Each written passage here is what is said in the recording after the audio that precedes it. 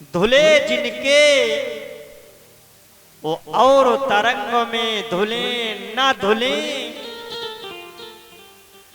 भीतर की अखियां खुली जिनकी, बाहर से चाहे खुले ना खुले।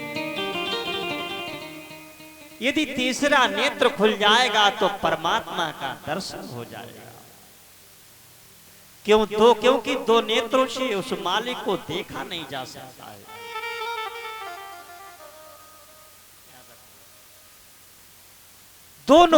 इन दो नेत्रों से हम आप वही देख सकते हो जो नाशवान है।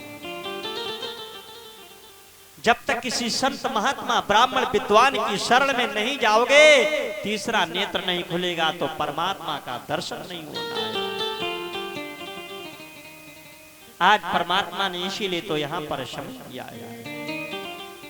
2 बार प्रभु का भजन करें, इसके बाद में आज की कथा का आनंद होगा।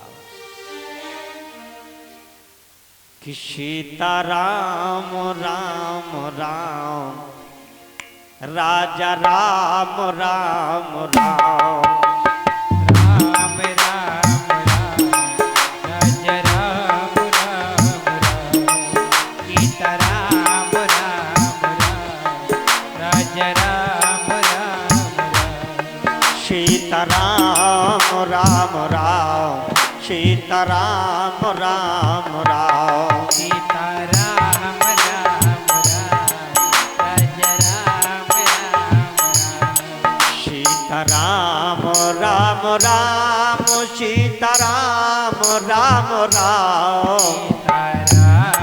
राम राम राम, सीता राम राम राम, राजा राम राम राम, सीता राम राम राम, सीता राम राम राम, राजा राम राम राम, सीता राम राम राम, राजा राम राम राम। हरि बोल।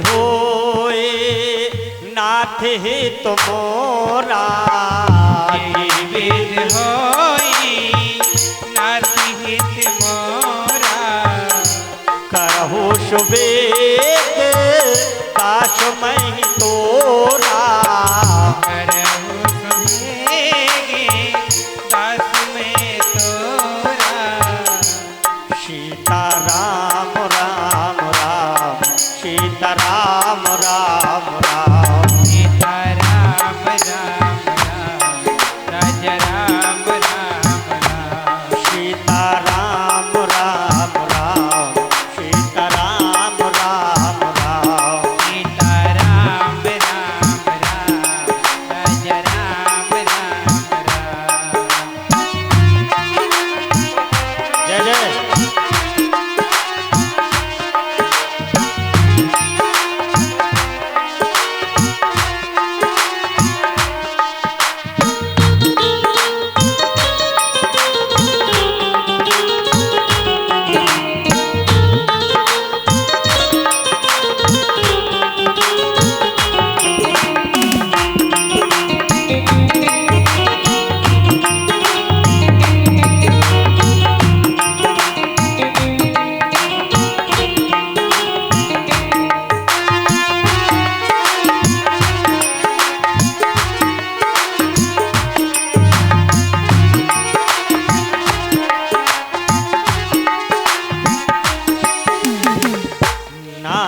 सकल संपदा तुम्हारी,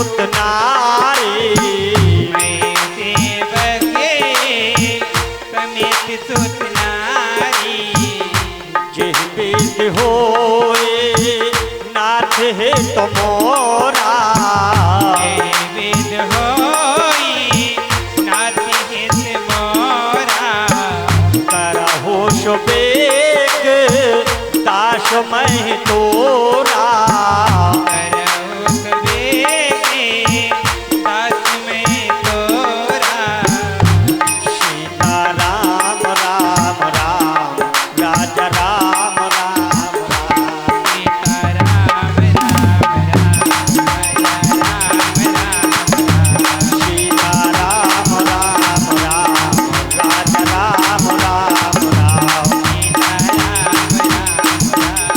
राजा राम राम, सीता राम राम राम राजा राम राम राम, सीता राम राम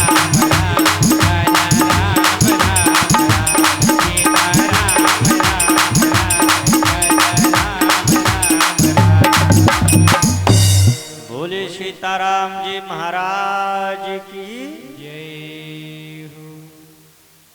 कल के समय में पावन वृत्तांत चल रहा था, महाभारत का विषय चल रहा था, और शायद परीक्षित जी आप भटक गए होंगे, प्रसंग याद नहीं रहा होगा कहां पर छूटा था, क्योंकि कल कुछ जिम्मेदारी आपकी अलग थी।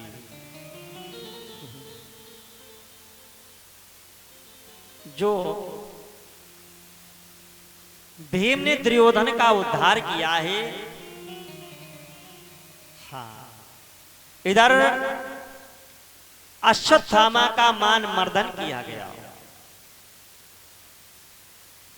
जब अश्वत्थामा ने 5 बच्चे मारे हैं तो अर्जुन ने इनका मान मर्दन किया। जब शनि से धीरे धीरे समय बीता, भगवान ने ज्ञात करा करके अपने जब धाम को चले गए, तो कुंती ने देखा कि जब से कन्हैया यहां से चले गए हैं तो अच्छा नहीं लग रहा है। परीक्षित जी, उस परमात्मा के लिए भाव बनाना परम आवश्यक है, और फिर माने या ना माने ये मर्जी आपकी है, क्योंकि किसी को मनाने आए नहीं, केवल बताने आए हैं। जैसे ये मंदिर बना है, अगर आपने इस मंदिर के प्रति आपने अपने हृदय में भाव नहीं बनाया तो यहां पर पान पूजा करने से तुम्हें कोई फायदा नहीं मिलने वाला होगा। भाव अवश्य बनाना चाहिए। जब तक उस परमात्मा से भाव नहीं, क्योंकि प्रभु ने क्या कहा है कि भाव का भूखा हूं मैं, और भाव ही विकसार है, और भाव से मुझको भजो तो भव से बेड़ा। भाव बनाना आवश्यक है। जैसे परीक्षित जी, आप बाजार में गए, किसी मार्केट में गए, ये आपने जो फल खरीदे हैं इनका भी आपने भाव किया होगा। जब तक आपने इनका भाव नहीं किया तब तक आप किसी सौदा को, कोई वस्तु खरीद नहीं सकते हो। भाव तो बनाना ही पड़ेगा। जब भाव आपने किया होगा तब ये फल आप यहां तक लेकर के आए हो। उस परमात्मा के प्रति आपके हृदय में यदि भाव नहीं तो जीवन में कभी उस मालिक से मिलन हो नहीं पाएगा। कुंती ने देखा कन्हैया चले गए, क्योंकि कुंती का परमात्मा से भाव था, विश्वास था।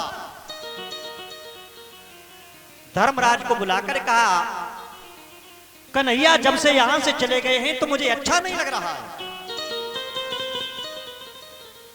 क्या जीव के पास से जब ब्रह्म चला जाएगा तो जीव को जीवन में सांत्वना होगी क्या? अरे अगर ब्रह्म कहीं जीव के पास से चला जाएगा, चाहे आप ऐसे समझ लें, ये जो शरीर में श्वास है यही तो ईश्वर है। अरे आत्मा ही परमात्मा है। अब आत्मा जब शरीर से अलग हो जाती है तो शरीर तुम्हारा कितना तंदुरुस्त हो, फिर वो किसी काम का नहीं रहता है। यदि जिस जीव से परमात्मा की दृष्टि अलग हो जाएगी, उस जीव को जीवन में कहीं शांति प्राप्त नहीं हो सकती। कुंती ने धर्मराज से कहा, कन्हैया चले गए, मुझे अच्छा नहीं लग रहा। धर्मराज ने अर्जुन को बुलाया, जाओ कन्हैया को लेकर के आया।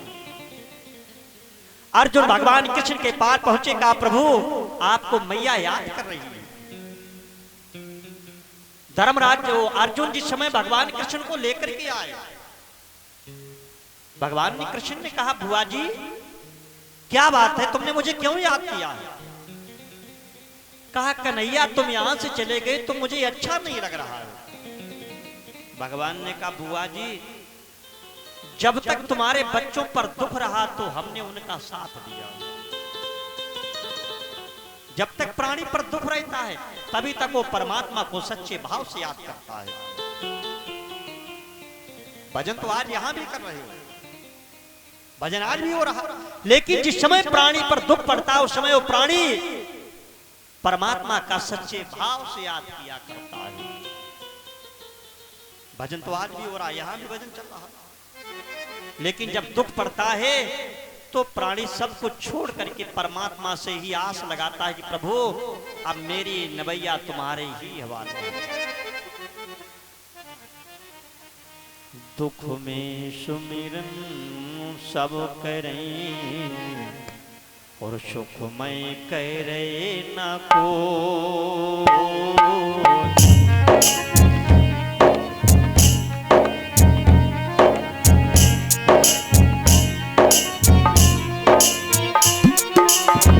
दुख में सुमिरन सब करें सुख में करे न को।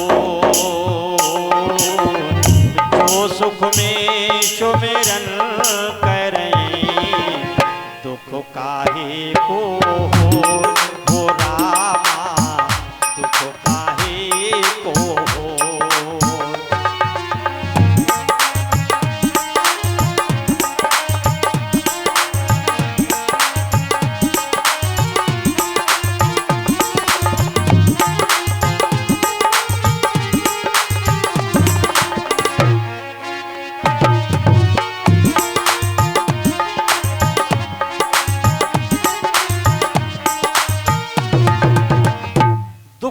सुमिरन सब करें सुख में करे न कोई।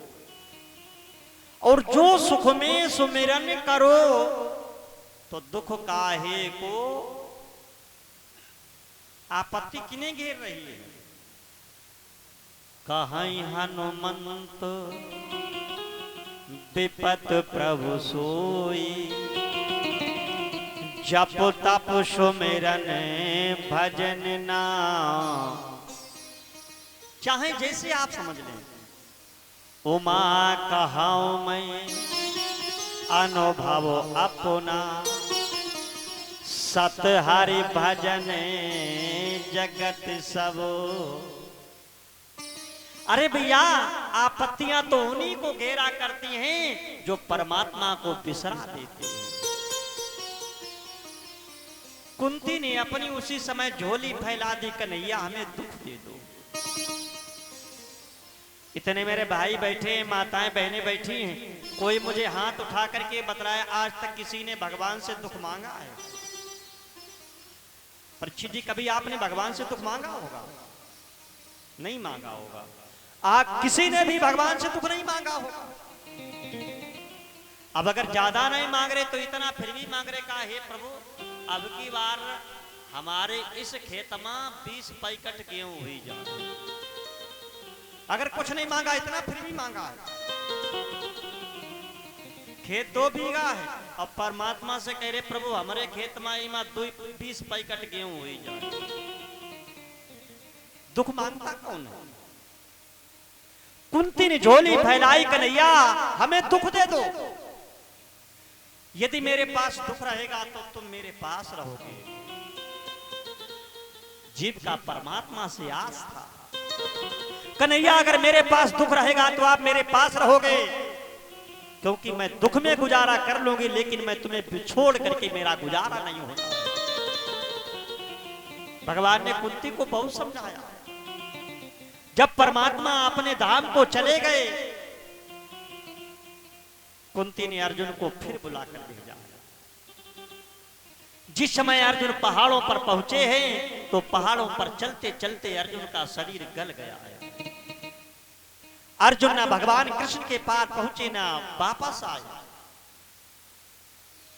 भीम को भेजा गया। भीमसेन भी पहाड़ों पर पहुंचे, तो चलते चलते पहाड़ों पर उनका भी शरीर गल गया। भीमसेन भी वापस नहीं आए। नकुल सहदेव को भेजा गया। अब नकुल सहदेव पहुंचे तो उनका भी शरीर वहीं पर गल गया। धर्मराज ने विचार किया, अगर हम गए अब हम भी न वापस आ सके तो इस राज्य को कौन संभालेगा। परीक्षित जी को बुला करके धर्मराज जी ने परीक्षित जी को राज तिलक कर दिया। और धर्मराज भी पहाड़ों पर जब पहुंचे हैं, तो चलते चलते धर्मराज का भी शरीर वहीं छूट गया। केवल धर्मराज का शरीर गला नहीं था। यदि अगर कहीं वो धर्मराज का शरीर गल जाता, तो परीक्षित जी आज ये धर्म भी गल गया होता। जो हम आप इस धर्म के मार्ग में एकत्र हो गए हो, अब हमें आपको फिर ये दोबारा मार्ग मिल नहीं पाता। धर्म गल जाता। केवल धर्मराज जी का शरीर छूट गया। 4 भाइयों को प्रभु की प्राप्ति हो गई, लेकिन धर्मराज जी को 2.5 घड़ी के लिए पाक कुंभी नामक नरक प्राप्त हुआ। क्यों नरक मिला? नाम तो था धर्मराज और 2.5 घड़ी के लिए नरक प्राप्त हो गया। 1 घड़ी कितने मिनट की होती है? क्यों शुक्ला जी? 1 घड़ी होती है 24 मिनट। अर्थात धर्मराज जी को 1 घंटे के लिए नरक मिला था। केवल 1 घंटे के लिए। क्यों मिला नरक? क्योंकि धर्मराज जी अपने जीवन भर में 2 बार झूठ बोले। मेरे भाइयों ध्यान रखना, जब धर्मराज जी जीवन भर में 2 बार झूठ बोले तो 2.5 घड़ी के लिए नरक मिला।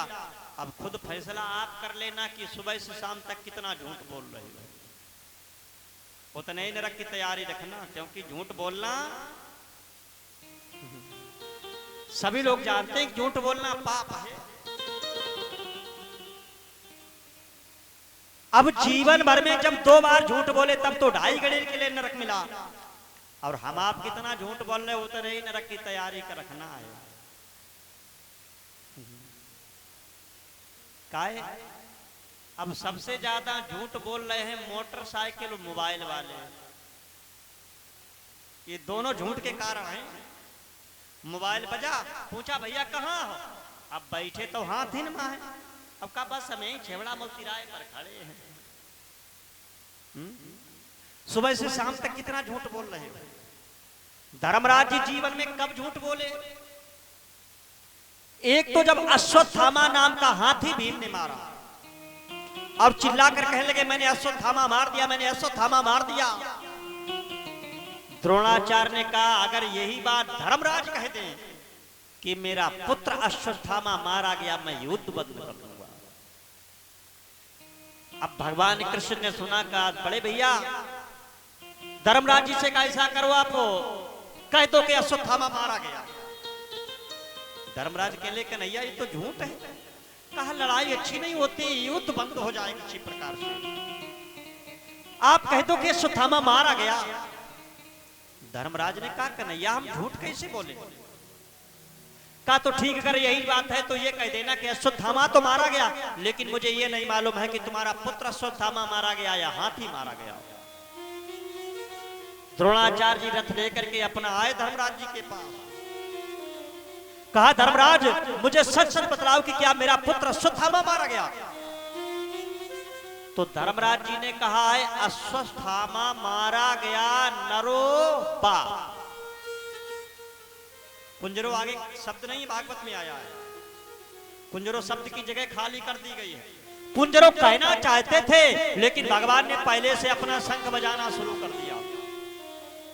ना द्रोणाचार्य को सुनने दिया, ना धर्मराज को कहने दिया। यहां पर ये झूठ बोले, दूसरी बार झूठ कब बोले? जब द्रौपदी का स्वयंवर चल रहा है, पांचों पांडव घूमते घूमते पहुंच गए, नीचे कढ़ाई में तेल रखा है, ऊपर चक्र में मछली घूम रही है। जो तेल की परछाई को देख करके मछली की आंख का भेदन करेगा, उसी के साथ द्रौपदी का स्वयंवर होगा। अब अर्जुन गांडीवधारी कहे गए, लेकिन मछली चक्र में घूम रही है। अगर ठहरी होती तब तो ठीक था, लेकिन मछली चक्र में घूम रही है। अर्जुन ने धर्मराज से कहा, ऐसा करो तुम यहां पर ये कह दो कि मछली की आंख का भेदन हो चुका। बाण लिए खड़े। धर्मराज ने कहा, अर्जुन मछली का भेदन हुआ नहीं, मैं कैसे कह दूं? कह दीजिए। धर्मराज जी खड़े हुए चिल्लाकर कहने कि मछली की आंख का भेदन हो गया। अब जैसे शब्द मछली ने सुना तो ठहर गए कि जिनका नाम धर्मराज वो झूठ बोल रहे। अब जैसे मछली चक्र में ठहरी, उसी समय अर्जुन ने नीचे से बाण चला दिया। यहां पर ये झूठ बोले तो 2.5 घड़ी के लिए नरक मिला है। अब कुछ लोग परीक्षित जी क्या विचार करते हैं कि नरकों की कई नदियां बहती होंगी जिसमें स्नान कराया जाता होगा। भैया, स्वर्ग भी यहीं पर और नरक भी यहीं पर, जन्म भी यहीं पर, मरण भी यहीं पर, हानि भी यहीं पर, लाभ भी यहीं पर, सुख भी यहीं पर, दुख भी, सब यहीं है। लोग कहीं कहीं क्या कहते हैं, कहा यहां मर्जी आए तुम्हारा पैसा करो, हम तुम्हारे बंधन में, लेकिन हमारा तुम्हारा फैसला वहां तो बादल है, फैसला यही होता है। वहां का इंतजार मत करो, फैसला वहां होगा, फैसला यही होगा। एक हमारे कवियों ने पुस्तक निकाली है, जिस पुस्तक का नाम है कर्मयोनि। कर्मयोनि पुस्तक पर दिया गया है कि मानव की आत्मा किसी वृक्ष की योनि में नहीं जाएगी, मानव की आत्मा किसी पक्षी की योनि में नहीं जाएगी, मानव की आत्मा किसी जानवर की योनि में नहीं जाएगी।